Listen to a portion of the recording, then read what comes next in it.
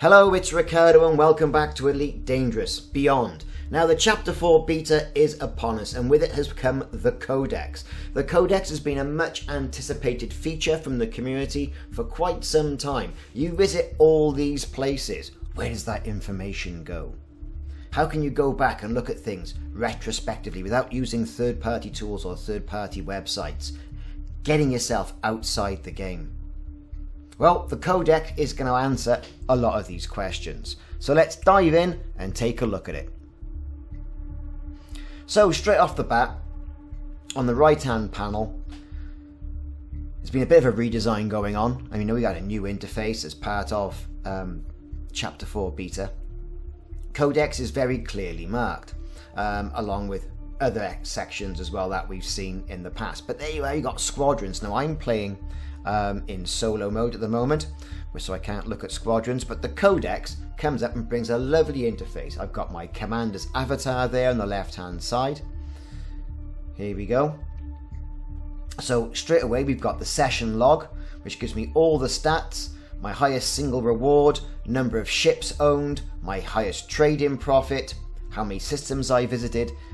The list goes on. So all these stats, all this telemetry that the game has been collected over the months, years even, and you can see I've paid for about 17 weeks, has been collected and now presented to you in a palatable and consumable format in the form of the Codex. So again, you can go down the left hand side and there's more stats and more information that you can glean. You can see that, you know, I'm not a very naughty boy. I've got no notoriety. You can see what black markets you've been attached to, trading, your highest trading profit. All interesting stuff, right? Gotta say, interesting stuff. If it's going to lend that much to the game, this particular section, I don't know. I think when you go back to get to the section about encounters and the Thargoids and the Guardians and other ships like that, that's going to have a bit of weight. That's going to be able to give you some information if you want to go back and look at things retrospectively and review some of the logs. That might be giving you a hint to a different location to go and visit, or even any more encounters. So yeah, here's the encounters. Thargoid wake scan, Thargoid structures, last seen. You know, last time I saw a Thargoid, in what ship you last saw it, when did you last see one. Crafting, you know, again, crafting materials and upgrades. So, all in all, this first section, quite interesting. I was pleasantly surprised by all this. It did make me realise that I haven't done any mining, and I must get round to that. But now, you know, with the new Chapter 4 improvements coming out, mining is going to radically change, so it's worthwhile, you know, not spending too much time in game mining now. Wait for Chapter 4 to release and then get on with some Elite Dangerous mining then. But it is quite sobering to see how much money you've spent on ships over your time within the game. Moving down now to the session log, we've got, okay, this is my current session, nothing in it. At the moment, you can see I'm currently docked at Robigo. Let's go back.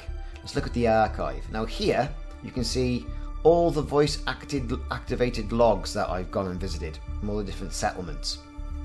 And you can play them back retrospectively, which I think is fantastic. So, you know, I can play that one, and it'll go through, what one was that? In the Cooler. So where the Thargoids attacked a prison penal colony, took all the inmates. You know, you can go back and look at those logs historically and see if there's any little tidbits of information that you may have missed. Again, you know, Thargoid tech officers logs about Thargoids, Guardians, well, there's not much in there, and then of course tourist beacons. This, looked at the scanned messengers, you know, nothing there. Okay, so that might need a little bit of work, and no doubt that'll probably come before the final release. That's all in the archive. So moving on as well, so you can see I've got my ranking at the top. I can then also go straight into Hollow Me and change my avatar, should I wish to change my avatar. Quite handy to get it all from one section. There's been a little bit of improvement here on the Hollow Me interface as well. But nothing too mind-blowing, I have to say. So, let's get out of that now, save that, and get back in some of the other sections of the Codex.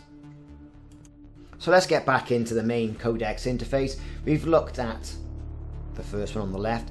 Time to take a look at discoveries now, and the new sort of galaxy map representation that the discovery section is going to give us. You can see everything is broken off into sections and now has been named. The Temple, Orion Inner Spur, Perseus Arm, and the rest of it. Now, as we go through and we look at all the names that have been given to these sections of the galaxy, you'll notice on the left hand side as well is that you've got a list of stellar bodies, things that have been discovered in the area. Now,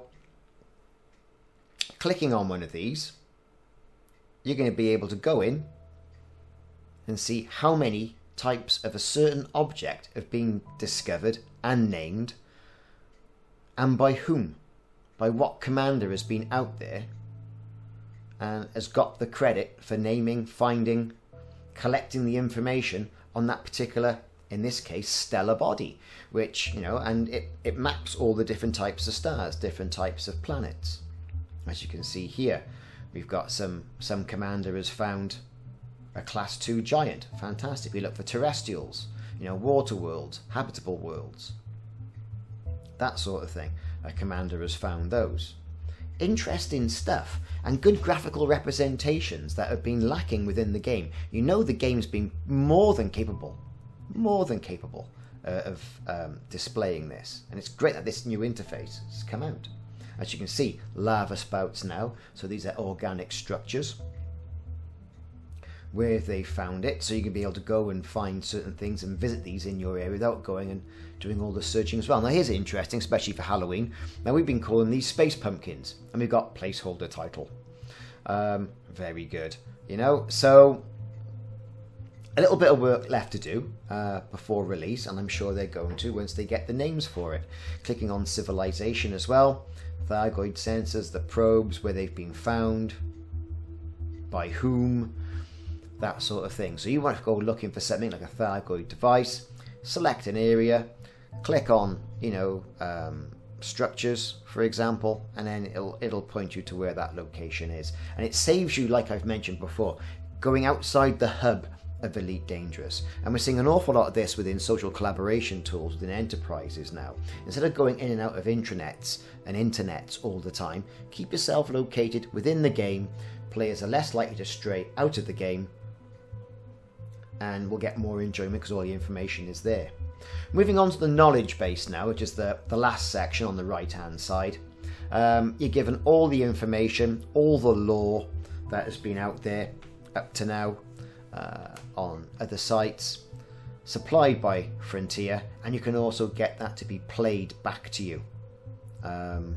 If you're lazy and don't want to read, or you want to look at the Codex as you're flying perhaps to Hutton Orbital or another long haul journey, and you fancy a little bit of in-game entertainment and want to enhance your knowledge of Elite Dangerous, well, that's what you're going to be doing.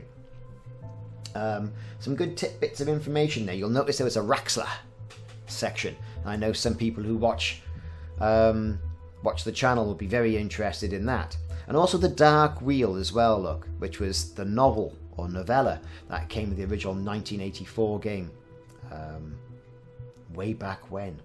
So there's a bit of information there as well. One thing I think needs to happen on this, you need to have sound controls. So yes, you can click play, but to stop it, right, you have to go out, back onto the main menu of the Codex, back out of that again, onto your right hand panel, and then you can control the sound and the text to speech. But it's all been sort of voice acted really well, and this information, you know, is like I said, palatable now to all us commanders within the game. I think that's great. So like I said, you can get through all this lore, look through all this information. I think it's ripe for Frontier to be releasing little tidbits here and there, just so you know, to enhance certain areas as discoveries come online and as commanders discover them. Anyway, I've been Ricardo. This has been a look at the Elite Dangerous Chapter 4 Beyond Codex. that has come with us now in the beta. Much more stuff to look at in the beta. The patch notes run to about 16 pages, individual pages, when I looked at them on Word earlier on. An awful lot to cover over the coming weeks before this actually goes live, but also an awful lot of work for Frontier to do as well before they go live as well. Placeholders, perhaps a little bit more work on the interface, like I mentioned, in regards to controlling the text to voice from within that menu. Anyway, I've been Ricardo, thanks very much for watching, see you soon. If you haven't already done so, click the like and subscribe button and also the notification icon, because that'll let you know when I'm putting more videos of No Man's Sky, Elite Dangerous, Battlestar Galactica. I'm playing the games lately, I don't know where I am getting all my time from, on YouTube. But thanks for watching and I'll see you soon.